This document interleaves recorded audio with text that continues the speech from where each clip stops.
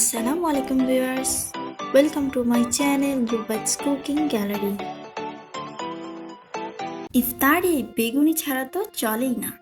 মুচমুচে ফুলকো বেগুনি খাওয়ার মজাই আলাদা। তাই আজকে তৈরি করে দেখাবো মুচমুচে ফুলকো বেগুনি রেসিপি।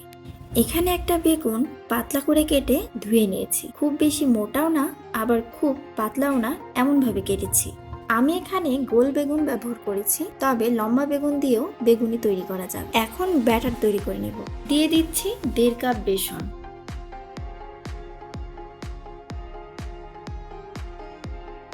বেসনে অ্যাড করছি 1 চা চামচ রান্নার রেগুলার তেল।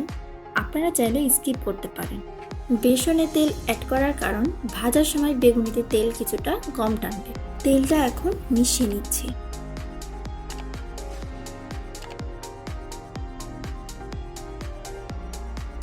দিয়ে দিচ্ছি মরিচ গুঁড়া 1 চা চামচ, হলুদ গুঁড়া 1/2 চা চামচ, লবণ স্বাদ মতো, জিরা গুঁড়া 1/2 চা চামচ, আর দিয়ে দিচ্ছি বেকিং সোডা 1/2 চা চামচ।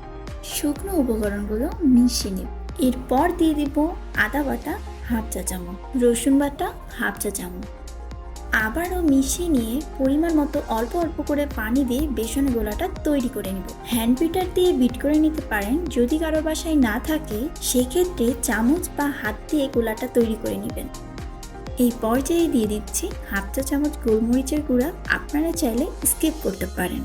বেসনের গোলাটা স্মুথ হওয়াটা জরুরি, তাই 5-6 মিনিট ধরে এইভাবে ফেটিয়ে নিচ্ছি।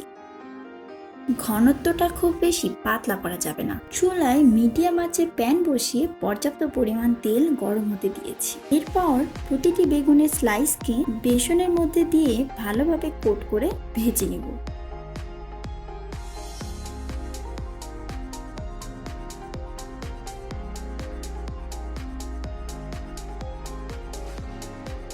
ভালো মতো ভাজার জন্য এপাশ ওপাশ উল্টে পাল্টে দেব।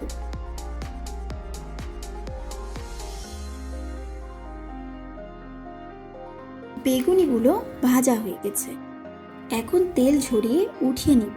তৈরি হয়ে গেল গরম গরম মুচমুচে ভিন্ন স্বাদের বেগুনি। আপনারা রেসিপিটি ট্রাই করে দেখবেন। আর কোনো প্রশ্ন থাকলে কমেন্ট বক্সে কমেন্ট করে জানাবেন।